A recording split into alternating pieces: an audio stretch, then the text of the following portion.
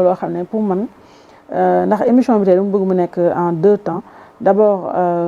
ci wàllu justice après maintenant ñu doog a ñëw ci politique bi pur et dur mooy sa gis-gis si nguur gi ak ñu mën a defaale xoolaale tamit perspective yi nga xam ne qui ne s'annonce pas heureuse pour qui sait ce qui se passe ci réew mi man comme sénégalais yu bëri fu ñu la xamee defe naa ni lépp nag date repère bi ci ñun ñëpp mooy sa acte de démission bi nga posé de la magistrature da nga posé nga créer mouvement wala parti politique bu tudd éthique éthique en déjà c'est vrai orthographe bi ETIC la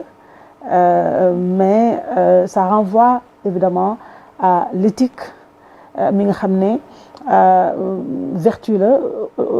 au-delà d'être une valeur te vertu cardinale ci yow sa corporation mais nit tout simplement defe naa ni mooy li mu war a am ci àddina yow nag éthique bi mooy acronyme bi mais le parti s'appelle Ensemble pour le travail l'intégrité et la citoyenneté maintenant président dama bëggoon nga revenir parce que li nga doon daw peut-être du taxaw nga démissionner ci justice man dama jàpp ne peut-être c'est un sentiment benn écœurement bu rëy la benn kii déggu boo xam ne ñun nous sommes tous des justiciables même magistrats yi waaye ñun ñi le peuple dañoo yàggoon ñaxtu ne politicien régime bu fi ñëw justice mooy nekk bras armé pour mu noot askan wi bu ñu nee askan wi nag mooy ñu àndul ak ñoom mooy impunité bi nga xam ne finalement yow moom ngay xeex waaye actuellement dama jàpp ne c'est réellement ñii ba ñu ñëwee ils ont presque mis à terre la justice ma bëggoon rek nga fàttali Sénégalais yi lan moo la animé woon profondément ba nga démissionné de la magistrature avec fracas lan nga doon dund ci biir wala loo gis ci biir lu tax nga démissionné de cette magistrature. maa ngi lay remercier xam nga ñëwaat ci sama démission dafay chaque fois révéler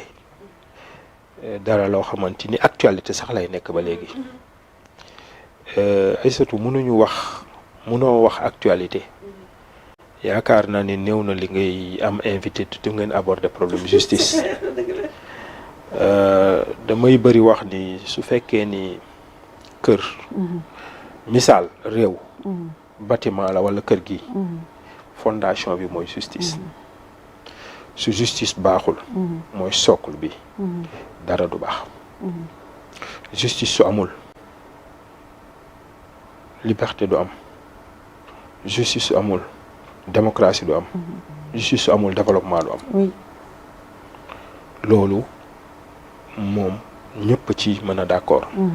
dañ may bëri wax nag man mi ma commencé politique début bi suñ ma invité rek ñenn ñi ne non yow justice rek lañ lay laaj ak yooyu bon il faut nga génn ci ma ne en tout cas la justice c'est la surpriorité te gis nga am na ay ñu bëri ñu ma doon defandool politique ñu doon naan non justice c'est secondaire c'est l'économie ak yeneen mais justice daf leen rattraper ba léegi considérer nañ que la justice c'est la surpriorité en tout cas li ma mën a wax ci justice gis nga man justice je ne rêvais pas d'une carrière judiciaire yàlla xam na ko man quand j'étais jeune j'étais beaucoup passionné par l'histoire man ba may am bac je rêvais d'être prof d'histoire mais j'aimais pas trop la géographie histoire bon may naan ni su ma amee bac je fais damay def ENS au niveau bac bi parce que aussi j'avais besoin de travailler pour aider ma maman année bi ma amee bac année boobu 1995 ci la ñu ne ni l'emploi n'est plus garanti bon par réalisme ma ñëw ma ne bon puisque vraiment bëgg naa lii mais il y a des urgences par rapport à la famille et tout ma ne léegi concours bi amoon te nga xamante ni au bout da ngay day assurer le recrutement dans la fonction publique moo doon le cycle B de l'ENA année boobu greffe la woon xaw ma woon sax luy greffier xaw ma woon luy justice musuma dugg tribunal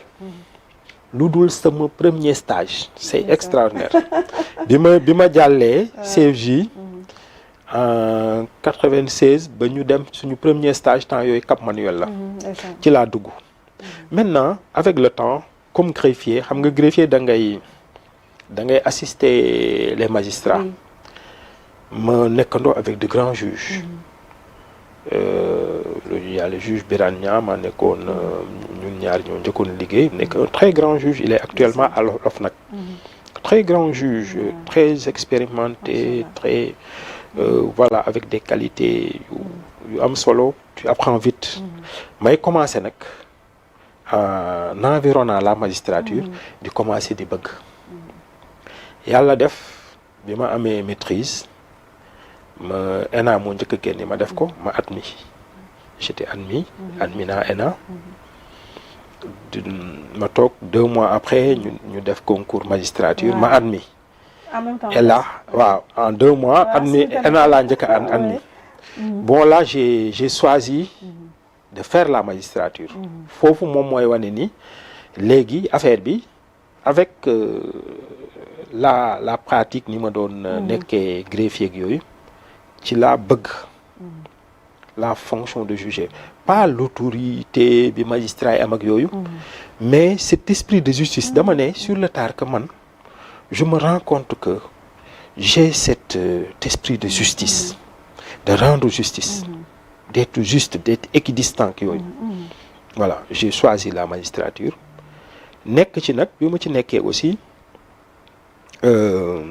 may défendre la corporation à l'interne ñu bëri dañ ñuy wax ni waaw mais juge lu tax resté woo ci biir nga def le combat à l'interne ak yooyu mais dañoo xamul ni ci biir il y a des magistrats qui se battent mais xam nga magistrature dafay corps boo xamante ni dafa am lu leen tënk mooy obligation de réserve c'est pas comme les autres corps c'est un handicap finalement waaw c'est pas comme les autres corps dafa mel ni armée wala yenn corps c'est un corps spécial donc amoo droit wax yenn wax yi amoo droit bi parce que kuy àtte tamit dañoo war a am confiance ci moom ci maandoom ñu bañ a xam ni que yow da ngaa far fii da nga contre gouvernement ak yooyu donc loolu en interne il y a un débat fekkoon les gens ne le savent pas mais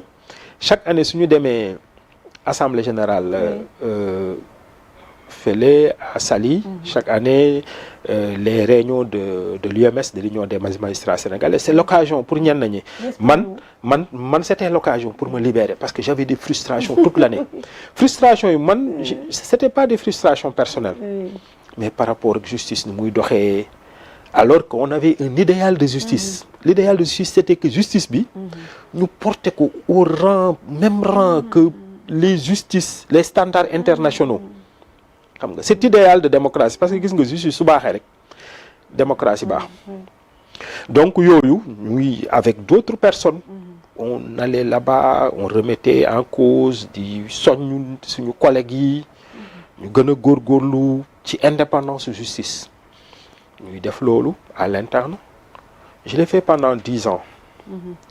de 2005 à ma sortie jusqu'à 2015 gis nga lu ne dafa baax ñuy rappeler 2015 en tant que magistrat j'étais substitut du procureur général à la cour d'appel de Dakar ma def benn tribune que j'ai intitulé le conseil supérieur de la magistrature l'indispensable réforme et ci préambule bi ma ne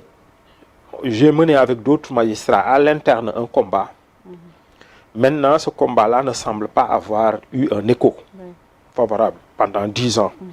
pour moi c'était un délai raisonnable 10 ans pour que ñu woo opinion publique pour que mu gën a bàyyi xel justice et les nécessités de réforme yi ci am ñëpp suñu demee danañu mën nañ consulter cet article là mais avec benn genre équilibre bi aussi parce que magistrat nga am naa man jàpp naa ni man je suis un homme aussi libre mais xam naa aussi li ma tënk ba waxin bi am na nu muy demee am na bon tu dois faire preuve d'un certain réserve ci discours bi ma def ko bon il y a pas eu cet écho ñun bu ñu doon xaar parce qu'on voulait que ce débat sur l'indépendance de la justice soit récupéré par la société civile par ñeneen ñi 2 ans plus tard j'ai été élu membre du conseil supérieur de la magistrature par mes collègues sunu collège le plus grand collège qui est constitué des 3/4 de la des kii man collège boobu moo ma élire ma nekk fa j'ai été là-bas mais voilà liñ ma fa tabee woon magistrat yi pour me représenter leen woon parce que wóolu woon nañ ma gis nañu sama position yi ma doon jël 7 mois laa fa def ma démissionné malgré les xam nga sama démission conseil supérieur ñu bëri dañ koy jaawale ak sama démission magistrature moi j'ai démissionné du conseil supérieur de la magistrature d'abord 15 mois avant de démissionner ci magistrature bi ma démissionné aussi j'avais fait une tribune woo ne en tout cas monsieur le président de la République magistrature am na problème bàyyi leen ci xel na opinion publique yëpp xam ni lettre bi dama ko def nañu bàyyi xel justice parce que si nous continuons comme ça dana am lu mu yàq ci réew mi malgré loolu ma toog 15 mois il y a eu aucune amélioration et c'est là où j'ai été obligé de sortir pas parce que dama bëgg a bàyyi magistrature bi rek dama démissionner ça veut démissionner benn moment dana nekk comme si da nga bàyyi dara parce que par dépit mais li nga bëgg la maintenant mën nga sa combat à l'interne ba nga atteindre la limite boo xamante ni mënoo dem au-delà lenn lu ma fàtte mooy gis nga en 2011 le président Ablaye Wade mësoon na jël fi benn décision sooy fàttaliku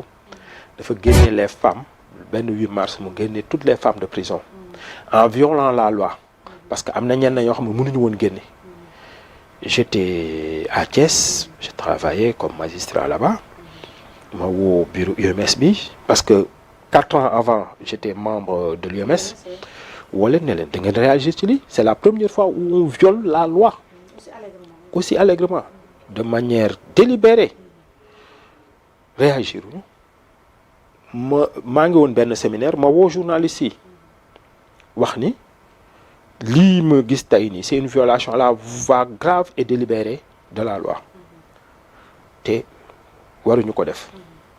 à l'époque ça avait un peu créé benn polémique mais en réalité bon ñi fi nekkoon aussi ay démocrates la ñu woon à un moment donné bon il paraît que le ministre bi mu saisiré égage mooy police ou magistrat gars yi na bon li mu wax lii voilà il a dit son idée li mu wax lii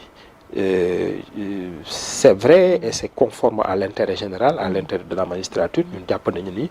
mënu ci am des sanctions disciplinaires donc noonu su bi ñu démissionné ñu wax ñun ni que certes génn nañu biir magistrature mais le combat pour l'indépendance de la justice dañ koy continuer parce que c'est un combat d'intérêt national réew mënul baax fii ak justice bi nekkul une justice indépendante ñun donc loolu moom moo nekkoon raison bi et puis depuis boobu mais am ci benn regret depuis boobu depuis ba nga démissionné amoo benn regret benn remords wala même nostalgie non mënul am regret xam nga dans la vie da ngay jël ay décisions xam nga am na ñu bari bi ma jàllee ENA dem magistrat ñu ngi ne non waroon nga def lii waroon nga def laa man sama vie je suis quelqu'un de lépp lu may def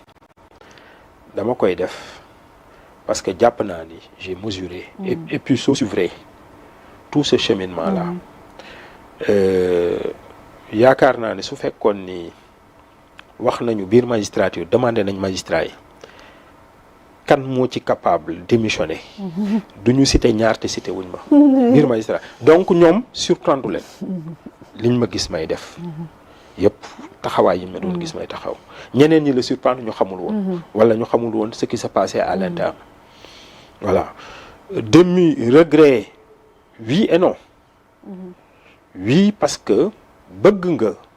soo démissionné li la tax a démissionné mu am effet mu am effet su ma gisee léegi justice nu mu toll tu te dis que bon c'est un échec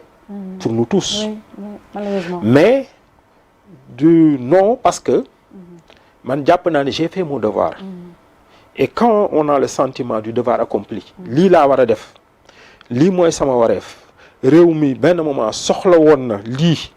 def naa ko loolu amoo ci benn regret et puis ñu bëri dañuy lii ni oui c'est une fonction prestigieuse amoon nga une bonne rémunération et tout ça mais loolu c'est une autre question c'est du point de vue de la foi nit ki gëm-gëm man jàpp naa ni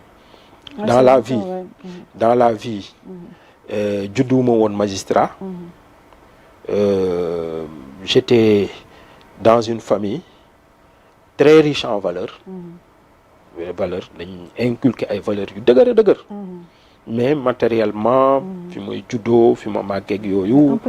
mon père est décédé quand j'avais 5 ans ma maman ñun jàng nañ ba terminal amuñu électricité yooyu yëpp bon soo demee ba yegg fenn yi je suis pas quelqu'un qui s'accroche qui se dit oui bon léegi je gagne plus qu'un député parce que j'ai gagné plus qu'un député quand j'étais magistrat donc voilà fee laa jógee dans un quartier populaire yegg naa fii naa accroché wu déedéet damay jàpp ni juddoowuma ci loolu li may garder rek mooy valeur liñ ma yaree ak li may cultiver man comme valeur loolu naa ko garder mais léeg-léeg yëpp c'est du domaine c'est du matériel et puis yàlla may na ma xam-xam may na ma am jaar-jaar dëgg yàlla soo yaafuusul da nga am loo dundee waaw yàlla nag mu ngi ñuy suturaal su fekkee côté boobu ñu bëri nag dañuy lay ñeewantal parce qu'ils se disent oy su ko defee voilà nii ak nii mais yenn ay ñàkk gëm yàlla la rek parce que yàlla bi la ñëw teral la ba nga am yenn situation yi yàlla boobu bàyyi du la bàyyi si tant est que je pense que tout est sincère moi je pense loolu la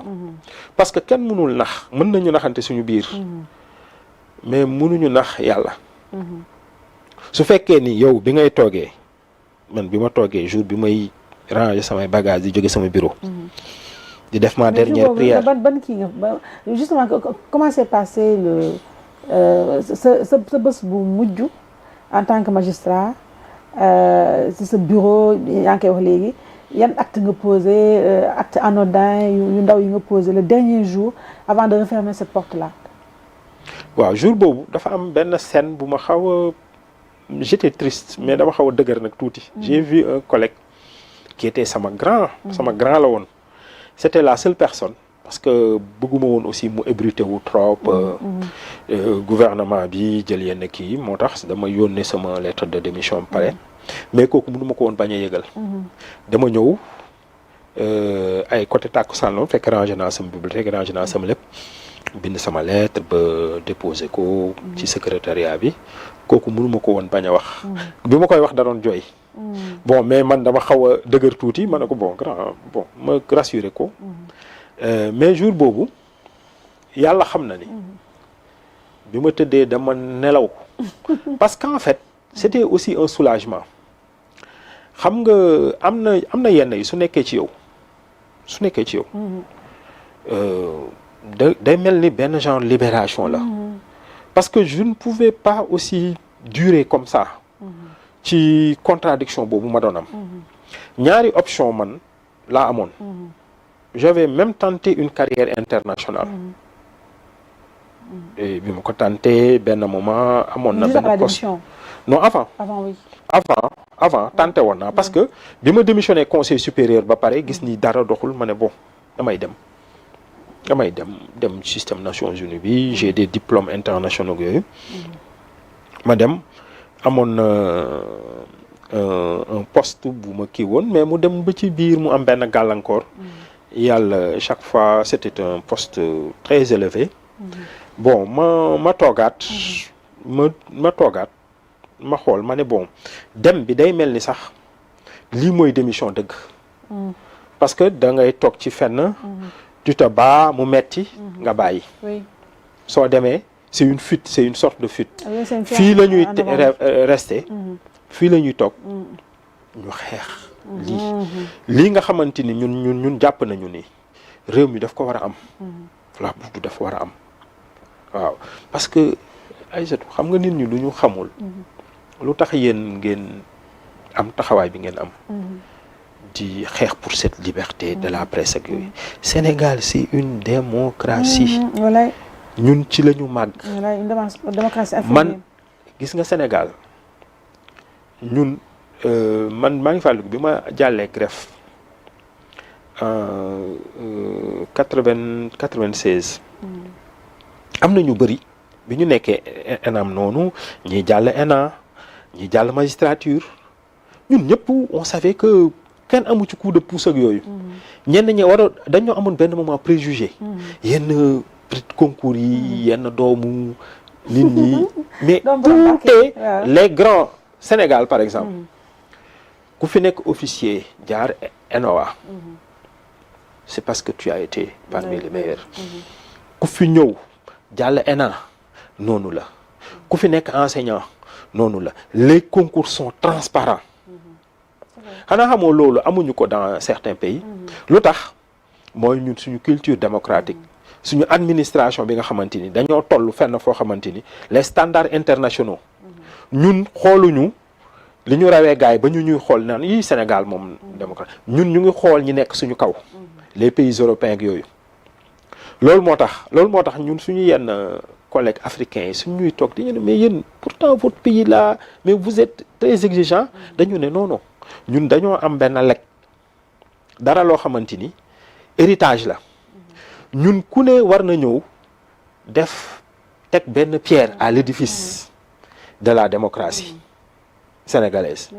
loolu moo tax ñu nekk des gens ñu exigeants te ku ne war cee béy waaram journaliste bi def ko avocat bi def ko waa société civile def ko magistrature def ko syndicat yi def ko toutes les forces vives de la nation ñoo war a ku ne def xool xam ne réew mi yàlla am na lum ñu jagleel ba ñu toll fu ñu toll fii mais waruñu nangu dellu gannaaw waaw donc loolu la woon et puis avec le recul soo xoolee ñi fi nekkoon bon c'était pas mal vraiment mais loo gis rek tout système dafa war a am nuñ koy améliorer voilà looloo tax nag li xaw tey nii mu nekk dara loo xamante ni c'est inacceptable parce que mënuñu ñëw xeex ñenn ñi sacrifié wu ba am fu ñu toll ñuy nangu ñun di régresser ñu ñuy delloo gannaaw wala ñu ñuy dugal ci benn système de dictature pensée unique yenn harcèlement yi yenn tiitalaateeg yooyu nit ñi di ko nangu loolu moom je pense que ku ko def da nga xamul Sénégal da nga xamul réew mi nga nekk ku ko def tamit da nga xamul sénégalais yi nga xamante ni pare nañu tout pour que ñoom seen acquis yooyu kenn du ko remettre en cause. Absolument. Alors juste bala ñoo ñëw nag ci actualité une dernière question mooy quitté nga magistrature mais ba tey yaa ngi ci justice d'une certaine manière. waaw quitté naa magistrature maa ngi ci justice ba tey. maa ngi ci sant yàlla. parce que gis nga loolu yëpp mbiru yàlla la. man bi may def magistrature bi ma génnee idéal d'indépendance bi ma amoon dama ne bi may génne école amoon na occasion choisir dem Thiès me choisir aussi pour nekk juge d'instruction. Je me disais que juge d'instruction c'est le poste où je suis le plus libre possible. Mais yàlla def ni musuma nekk juge d'instruction. ñu yóbbu ma siège ma war a xaar mais bon il se disait que procureur bi fa nekkoon bëggul ma nekk juge d'instruction. Il y avait un cabinet vacant. mu teg 1 an di vacant. parce que amoon na doole foofu. dafa ne bon waa ji dafa xaw a indépendant parce que avant j'étais syndicaliste bi ma nekk greffier j'étais syndicaliste. C'était connu. bon nekkoon naa Thiès greffier xamoon nañu sama. kii bi ma amoon engagement bi. léegi ma toog. ñu toog loolu peut-être musuma ko nettali ci émission. ma nekk siège pendant 1 an. xam nga ñu bëri temps yi gis naa avocat Pastef yi di naan mais waa ji dañu naan juge la musul nekk juge. moi j'ai été juge pendant 1 an. et puis juge bi ma nekkoon yàlla daf ma suturaal bi ma nekkee Thiès j'ai presque fait tout ce qu'un juge peut faire ci carrière am. et def naa sax en 1 an loo xamante ni juge yu bëri def nañu toute une carrière. mais defuñu ko. def naa social. mooy rapport entre travailleurs et kii et salariés. def naa pénal. mooy correctionnel. et def naa flagrant délit. def naa civil et commercial. def naa mineur. donc yooyu yëpp am naa chance def ko en 1 année. et puis j'ai même présidé des audiences. Ce qui était extraordinaire pour quelqu'un qui n'a pas fait 5 ans 10 ans. président naa audience correctionnelle grande correctionnelle. président naa audience civile et commerciale. parce que ki ma bokkaloon bureau mu ancien woon. ñu affecté woon ko yóbbu ko waroon ko yóbbu mu nekk président tribunal. benn moment affecté nañ ko muy xaar son affectation. il pouvait pas continuer à présider la chambre. man assesseur am laa woon mais benn moment mu ne ma bon yow tu as l'expérience mën nga présider parce que sinon fi may dem dafa sori te après dañ may yónnee pour may signer. donc j'ai présidé une chambre correctionnelle et j'ai présidé une chambre civile parce que moom dafa yoroon benn chambre civile ak correctionnelle. donc j'ai eu toute l'expérience bu ma mun am donc avocat wu Pastef yi naan mosuma nekk juge nañu dem demander avocat wu Thiès yi. donc j'ai eu cette chance là. maintenant bi ma defee 1 an ñu dem assemblée générale maa ngi la doon wax assemblée générale. c'était ma première assemblée générale. année boobu on parlait de y avait une affaire de corruption dans la magistrature. am na yaa ngi fàttali léegi man ma jël parole foofu wax ne bon ñun tamit nañu xool suñu bopp. mënuñu ñëw di juger nit ñi alors que parfois. ñun y a des failles gestion crédit yi. j'ai remis en cause la gestion des crédits par boobu procureur yaa ko doon yore mais je ne parlais pas du parquet de Thiès laa nekkoon sincèrement j'ai parlé d'une situation en général ki nekkoon Thiès yaakaar ni bon moom il a mal pris ça moi je dis parce que su fekkoon moom la man ci suñu assemblée générale laa koy waxe ma ne ko ñi fa nekkoon moom ñu yow ñoo woon xam nga ni kii la moi je parlais pour une situation générale et puis après rek ñu yóbbu ma parquet et boobu soo defagul 2 ans par ordonnance dama toog benn jour audience rek ñu ma gis le secrétaire du président indi benn ordonnance ñu ne ma ñu jël benn substitut indi ko siège man ñu yóbbu ma parquet. Il paraît que c'était pour m'apprendre à obéir. À l'époque, on disait qu'il faut qu'on lui apprenne à obéir. Parce que parquet, c'est la subordination hiérarchique. Mais yàlla def ni j'étais au parquet, je me suis voilà magistrat fépp fu mu mën a nekk. su fekkee magistrat bu bëgg indépendant nga da ngay indépendant. C'est dans la tête en fait. C'est dans la tête. Et puis bon moi je trouvais sax ci benn côté sax parquet ngay gën a mën a indépendant avec le siège. malgré lépp lu ñu wax ci parquet. moi j'estime que parquet parfois nga war a mën a gën a indépendant avec le siège. parce que les textes te permettent d'être indépendant. maintenant il faudra kii mesure yoo jël nga informer la hiérarchie si c'est une affaire signalée une affaire grave nga yëgal ko la hiérarchie loolu c'est la moindre des choses c'est une affaire de loyauté parce que yow sa supérieur acte boo xamante ni mën na dafay yëngal réew mi wala yëngal dëkk bi mënu ko yégee ci mbedd mi loolu c'est une affaire de loyauté soo ko waxee tamit puisque mën na substituer wu ci yow moom mën na ko endosser su fekkee ni jàpp na ni d'accordul moom nga bàyyi ko mu endosser ko mais su fekkee yow procureur de la République nga am nga ay pouvoir propre loolu du président du ministre de la justice du procureur général là c'est la loi qui te dit que yow tu as tes pouvoirs propres affaire pénale soo ko amee informel mais yenn décision yaa koy jël sa bopp donc noonu la et puis je me suis beaucoup épanoui au parquet j'ai fait après une carrière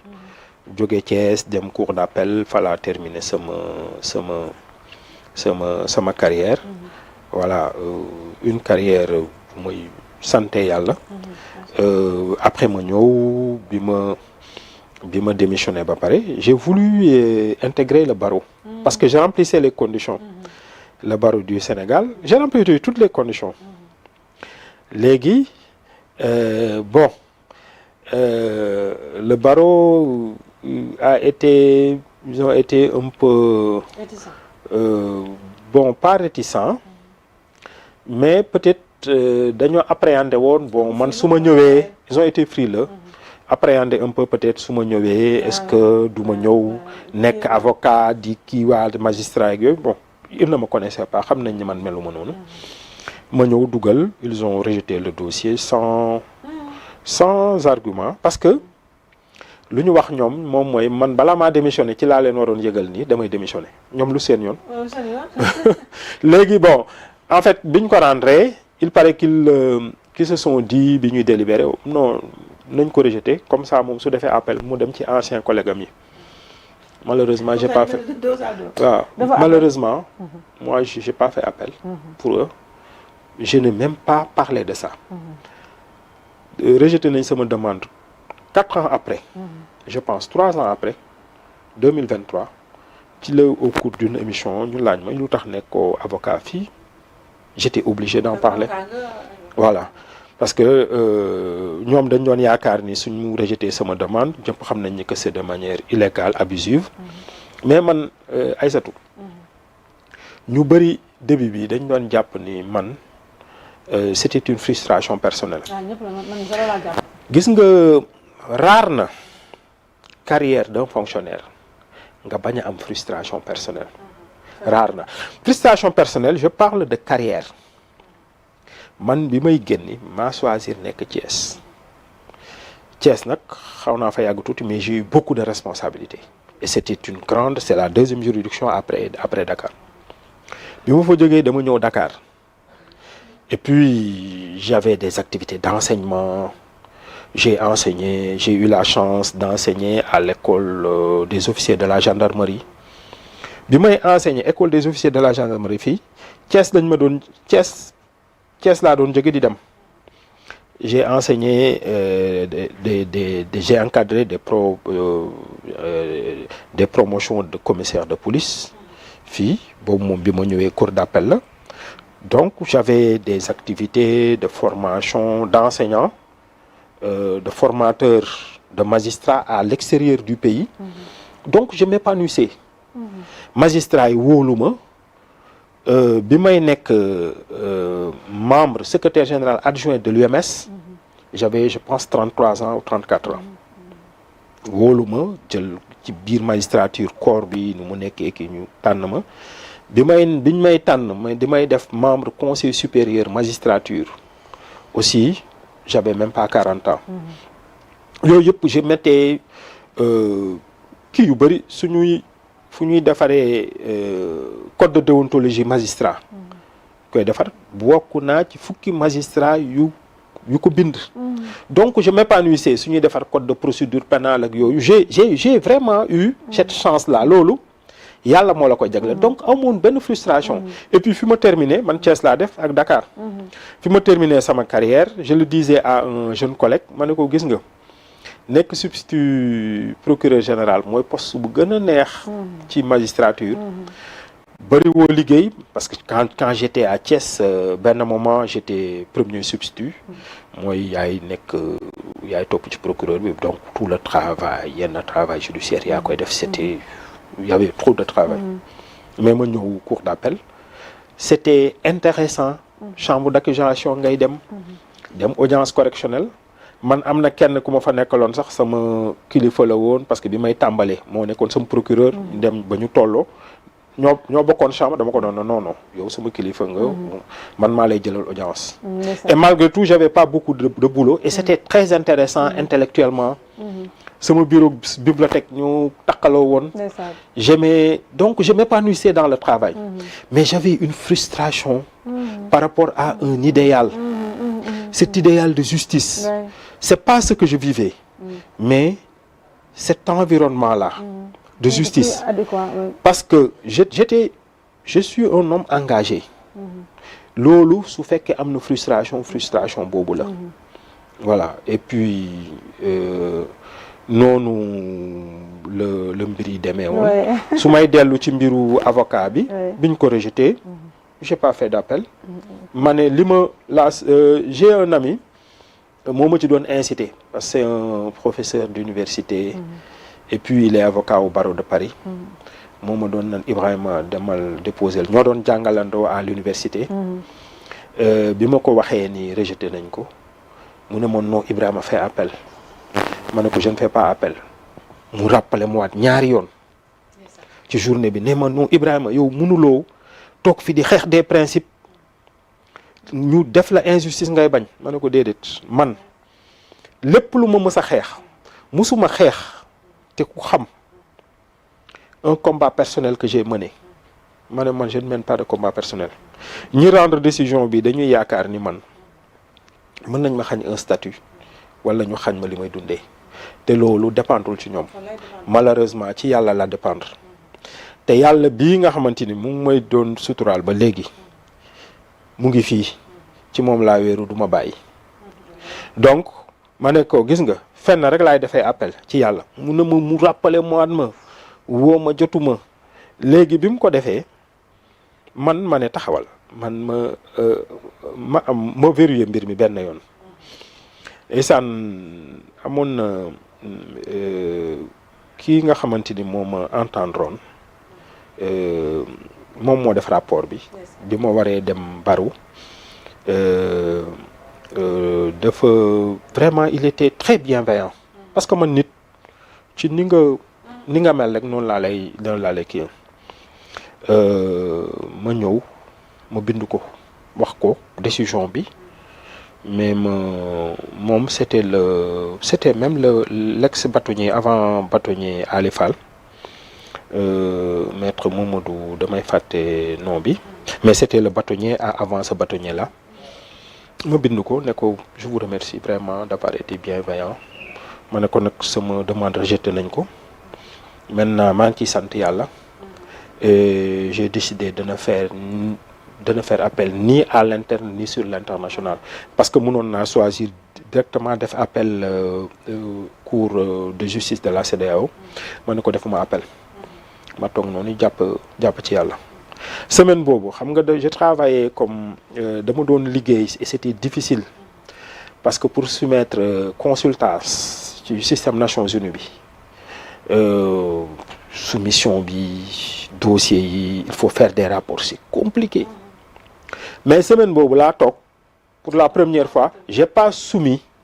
dama toog et je rends hommage au professeur Serigne Mor Mbaye psychologue day kii parce que moom tamit il m'a beaucoup aidé day semaine boobu rek mu ne ma mais jàmbaar am nañu benn xarmat de dem Niger on a été ensemble moi j'ai travaillé dans la sous-région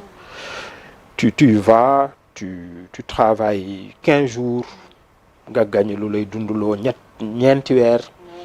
voilà donc nga gis ni xam ni lii yàlla la te c'était la première fois boo xamante ni man jéemuma wut mais dañ ma sollicité ma ne gis nga lii rek mbiru yàlla la. ma toog ba gis nga cour ni may nekk avocat cour pénal international loolu détail bugguma ci dugg parce que c'est un peu cela relève c'est un peu de la spiritualité yooyu du ma ci dugg mais dama toog j'ai été inspiré mais pourquoi pas ça madame je me suis rendu compte que je remplissais les conditions ma dugal sama dossier pendant une dizaine de mois on m'a demandé tout genre de dossier parce que ñoom yàgg ñu am ñoom tàmm ñu am ay candidats yoo xamante ni anciens magistrats la ñu woon waaw mais bien que texte bi man sax bi may def demande bi puisque j'avais lu seen texte yëpp man maa leen doon renvoyer ci ay texte ne leen mais pourtant tel texte su ngeen demee cela me permet d'être avocat. J'ai été recruté là-bas comme conseil principal mooy comme avocat plein xam nga fii suñ ma inscrire woon damay nekk au bas du tableau. fait li ma amoon ancienneté magistrature yëpp dañ ma ko valider. dafa mel ni j'avais fait une quinzaine d'années dafa mel ni def naa baro 15 ans donc je suis devenu directement conseil principal fekk fa ay avocats yoo xamante ni xam nañ leen ñooñu ay avocats assistants lañu. say assistants lañu. li may wax sama yenn gars yi rek xam naa ni xam nga les avocats sénégalais ñoom ñi fa nekk ñu fa xam ñoom maître Ciré Clédor Ly ñoom maître Assane Dioma Ndiaye ñun ñëpp ay avocats principal lañu. da ngay gis benn parenthèse rek. waa Pastef seen paradoxe ki ñu jël fii mooy seen avocat français boobu moom c'est un assistant ñun suñu demee CPI suñu assistant lay nekk ñu jël teg ko ci kaw ce complexe pourtant su toogee moom avocat Pastef yi man xam naa maître Ciré Clédor Ly mu ngi foofu xaw ma keneen ci ñoom seen avocat mais au maître Ciré Clédor Ly il est principal. que c'est un assistant. avocat sénégalais yi ma fa xam yu fa nekk yëpp ay principaux lañu. ñoom ñu jël ko teg ko ci kaw parce qu'il est blanc. donc yàlla suturaal ñu loolu parenthèse la woon ñu dem nekk foofu avocat principal. voilà mu suturaal ñu aussi avocat aussi dafay bëgg am affaire. Actuellement on a eu une affaire en cours. donc loolu yëpp di ci sant yàlla di wan ni que li ñuy wax ni du pour ndamu du pour lenn mais wax nit ñi rek nii gëm-gëm soo gëmee benn cause nangu muñ xam ni que yàlla mooy joxe sa destin kenn yorewu ko keneen ku dul yàlla. yaakaar naa ni soo dëgëree ci loolu yàlla du la bàyyi. man loolu laa gëm. c'est magnifique. et looloo tax aussi même li ma doon wax sànq victoire morale même dans l'activité politique yi ñi ma àndal nii muy Amad Dia muy Serigne Gueye mën nañ ko seede. gis nga la première élection bi ñu dem c'était l'élection municipale de Thiès. ma nekkoon candidat à la ville. On n'a pas eu le résultat escompté xam nga à l'époque il y avait cette bipolarisation Benno Bokk Yaakaar Pastef. C'était compliqué. On avait fait nag un travail très important. waaw lu ñu ci sante yàlla ñun fi ñu dëkk école Jaxaaw on avait ñun ci benn liste citoyen la avec lu tuddoon avec liggéeykat yi liste bu kenn xamul mais école Jaxaaw Cheikh Souleymane Diouf sur les 9 bureaux yi fa nekkoon on a gagné les 8 jiitu Benno Bokk Yaakaar jiitu Pastef donc c'était intéressant mais on avait cette prétention là de faire mieux et même de gagner. jour boobu gars yi les jeunes étaient tellement déçus ñenn ñi di jooy ak yooyu ma ne leen gis ngeen dama jàpp ni lu am rek moo gën. man je ne vous le dis pas parce que je fais contre mauvaise fortune bon cœur. mais tey laay gën a nelaw ko yeneen jours yi. parce que mes déceptions sooy def dara bëggoon victoire soo ko amul da nga am déception mais samay déception ay secondes la. parce que lu tax mooy. damay jàpp ni yàlla li mu def rek moo gën. yow wutin bi. na rafet rek ñun bi ñu campagne. dëgg la ñu wax ak Thiès waay. on a eu un projet comme ñun nu ñu yaakaar ni projet municipal noonu la war a dem. inclusif participatif ñëw waxtaan ci Thiès waay avant tëgg ak ñoom projet bi am 10 points. parce qu'on ne peut pas on ne voulait pas promettre tout nit ñi dañuy wax sax ñu ne non lii moom mënuñu ko boole suñu programme parce que ñun dañ leen di mën bëgg a wax lu ñu mën ak lu ñu mën a def. donc déjà cette relation de vérité et de loyauté bi ñu am ak population yi parce que ci rupture yi ñu bëgg déjà ci wutin bi nit ñi moment bi ñuy wut foofu la changement yi war am. nit ñi bañ a toog di promettre lu ne nga promettre ko wax nit ñi lu leen neex des discours convenus yooyu ñun dañoo ne ni ñun dañuy defee politique ni ñu jàppee ni nii lañ ko war a defee. et puis dès lors que def nañu loolu ñun naxuñu kenn def nañu lu ñu mën et puis aucun des candidats bu nekkoon Thiès kenn ci ñoom gënuñu liggéey sur le terrain. xam nga mën nga dem élection dem ba ci biir perdre nga ne bon j'aurais pu faire mieux j'aurais pu travailler j'aurais pu voilà faire le terrain plus que ñeneen ñeeg yooyu mais rëccu ma parce que yaa fu suñu woon ci terrain bi àndoon nañu liggéey lu ñu mën ñu xamante ni yàlla lii la ñu jox ñu ko ciy santé di espérer que beneen yoon dañu jox lu gën loolu. En tout cas juge Dème vraiment ça a été très très très inspirant déglu la. comme ni ma wax rek yi ma la laaj yëpp nag cette première partie là c'était vraiment pour moi c'était plus pour moi que pour les autres parce que en réalité je voudrais vraiment gën la xam. et j'espère que ñi seetaan yàgg la seetaan si yeneen plateau. jëlee nañ si enrichissement man bi ma ci am